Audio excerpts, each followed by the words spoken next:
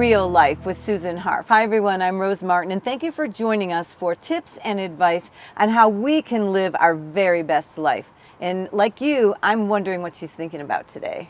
Hi Susan. Hello Rose, and hello to you.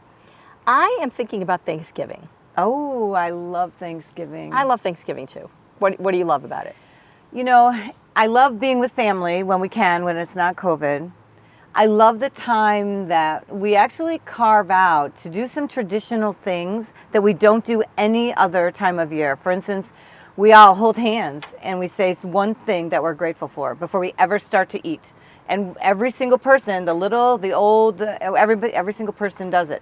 And it's that one time a year that we all really have to reflect, and I get something from it by listening. So that's a special thing. Well, you are becoming a fabulous life coach, because we can end it right here, Rose. That's what I was going to suggest. Now, I really do think that it's important to think about something other than the stuffing and the turkey and the cornbread pudding and all the things that we love at Thanksgiving. We need to think about gratitude and what we're thankful for. And I love the idea that everybody participates at your table, even the little ones. Mm-hmm. Because that's where it really should begin, is when they're very young, teaching them about gratitude and about being thankful for who we are, who we're with, where we are, all of the things in our lives that we have to be so grateful for. And particularly now, this has been a very, very difficult year, actually almost 2 years mm-hmm. now. And we do really need to think about that gratitude. And so going around the table is the best way to start that off, and not have it stop there, but not just thinking about how grateful we are, but along with that, there are things that we can do to take responsibility at this time, at the Thanksgiving time. Because I believe, for instance, that happiness is a form of gratitude. I never really thought about that, but it is. When we're mm-hmm. happy with our life, our lot in life, the people in our life, the career that we're fortunate enough to have, the school that our children are fortunate enough to attend, the temple or the church that we're fortunate enough to be part of, the community that we're fortunate enough to be a part of.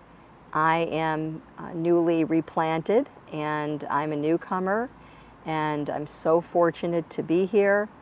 And I'm grateful you're here too. Thank you so much. And you know, these are all things that we're thinking about in our family right now, how thankful we are. But the thankfulness and the happiness go hand in hand.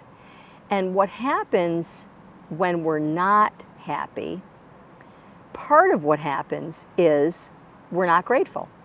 Think about it. When you complain, you can't complain about something and be grateful at the same time. I can't complain about something and be grateful at the same time. Maybe not about the same things, but I'm grateful for other parts of my life. Maybe I'm talking about what you're complaining about. Okay, what I'm complaining about. Okay, yeah. Okay. So if you're complaining about something, you cannot be mm-hmm. in a state of gratitude okay. about that thing at the same time. Mm-hmm. And what that leads to, so part of this is thinking about thankfulness. Mm-hmm. The second part is happiness is a form of gratitude. Mm-hmm. And the third part is you're responsible for that happiness. Mm-hmm. And what that leads to is when you're not happy, and you are perfectly capable and you have the right to not be happy about everything, when you're not, what are you going to do to A, take responsibility for that, and B, to fix it? So I'm going to give you an example. That's tough, because a lot of times you don't want to take responsibility, and right. maybe it's too hard to fix. Correct. Okay. Correct. So for instance, I have a client who absolutely hates his job. And that's what we're working on in life coaching. We're working on changing his job. But when he came to me, he started out by saying, I hate my job and it's not my fault. I said, really? Whose fault? What are you talking about? He said, well, I have a lousy boss, and that's why I hate my job. Okay. Now, I told him, I said, I'm going to tell you first thing, day one, here we are in life coaching with you, and I'm going to tell you right now, you could quit your job. And he said, no, I can't quit my job. I said, no, you can. He said, well, here's why I can't. I have 3 children. I have a spouse. She right now is on maternity leave, and it's unpaid. And I would no more quit my job than jump off the bridge. I can't do that. And I said, you're telling me all the reasons why you don't want to quit your job. And he says, no, I want to quit it. I hate it. I don't like my boss. So I said, okay, we need to sort of get some fragments, decentralize this. If you really hate your job and you don't, that's the priority, you don't want it anymore, you could quit your job. And guess what? I have clients who have quit their job and they have children too.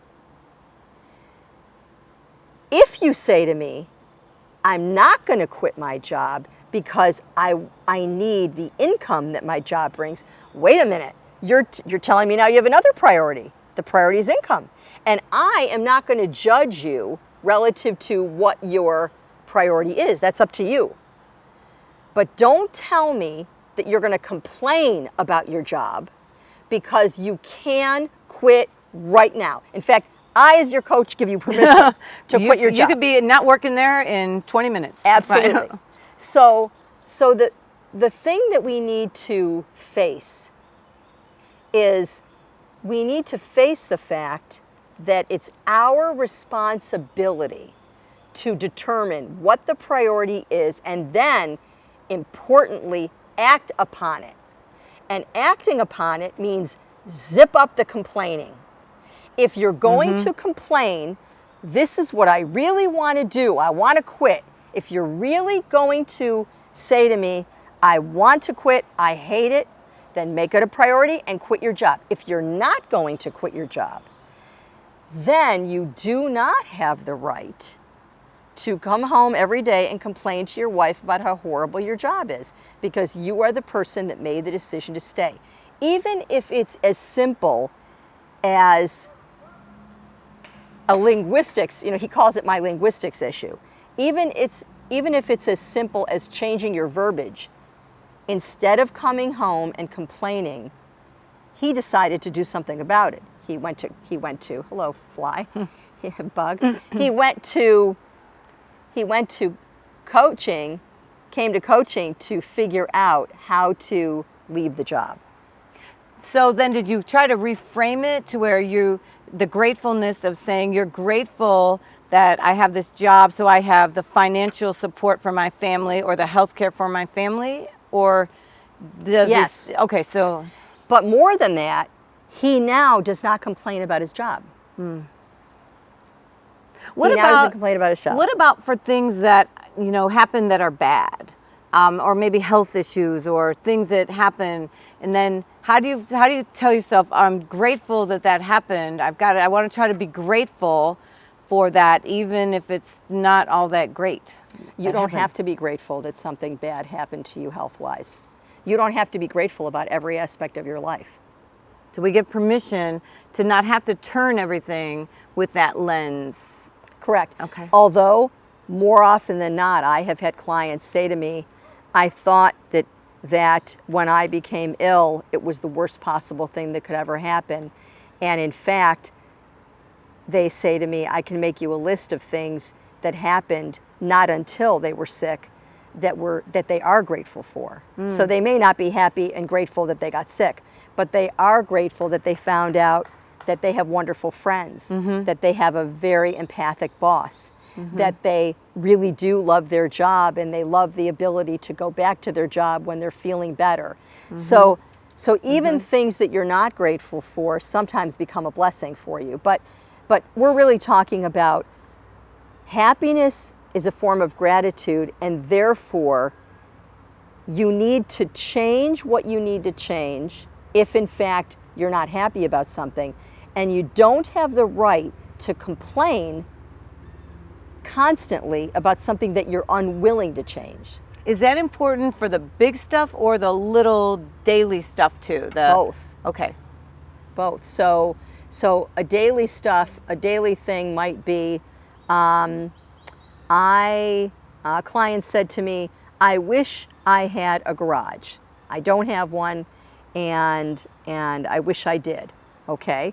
But to complain every day that you don't have a garage when you made the choice to buy that Sure. home, then it's not appropriate. So happiness is a form of gratitude. And if you're not happy about something specific, change it. And take responsibility for your feelings in the meantime. I like that. That's very succinct. If you're not happy, change it and take responsibility. Susan, that's great. Thank you so much. So if you are not happy with something, let's just change it, right? And we all have the ability to do that. If you'd like to get more information from Susan, feel free to write her at reallife@blueridgepbs.org with comments or topic suggestions for things that we might want to cover in future episodes. And thank you so much for joining us. Let's all go out and live our best lives for the rest of the day.